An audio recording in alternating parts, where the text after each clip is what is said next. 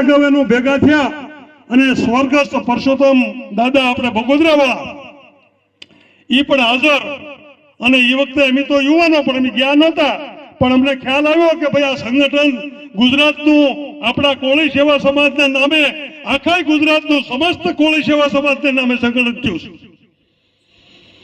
તો મારે અહીં બેઠેલા વડીલોને, ખાસ કરીને યુવાનો અને બહેનોને કહેવું છે મારે કે જ્યાં જ્યાં આપણી સન્માન સ્વીકારશે ચિત્રા વગેરેના હરદસ્તે.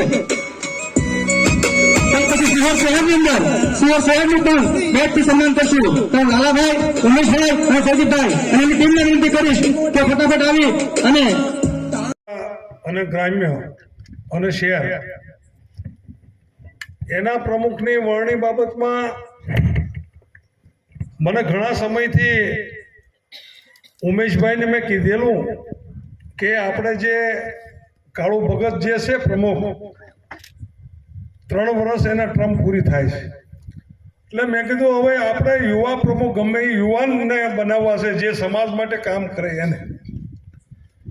એટલે મેં તમે અહીંયા મીટિંગ બોલાવી જામવાળા અને બધાની રાય લઈ અને મને કહો એમાંથી જે નામની સૂચન આવ્યું હોય એમાંથી મને જે લાગ્યું એ અત્યારે આપણે મહિલા અને ગ્રામ્ય અને સિટીના પ્રમુખ તરીકે વરણી આપણે કરીશું. પહેલી વાત તો શિહોર તાલુકા માટે મને બહુ મોટું માન છે.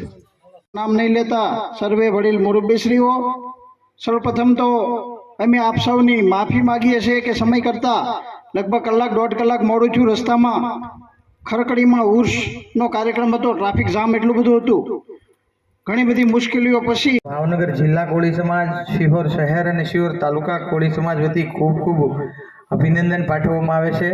તો વિશેષ હવે અશોકભાઈને વિનંતી કરું કે આગળના કાર્યક્રમ આપણો યથાવત ચાલુ રાખે.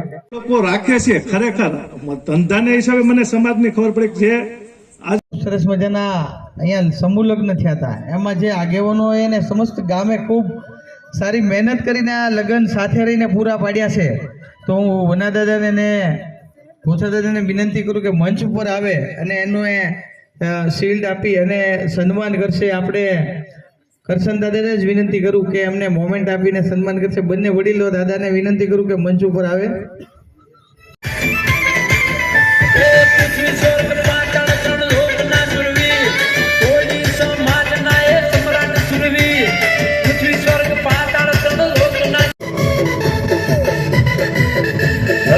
રજવાડી રાજા કોળી મહારાજા આવજને કહે હોમી સાથીએ આજા. હવે વધુ સમય ન લેતા, કારણ કે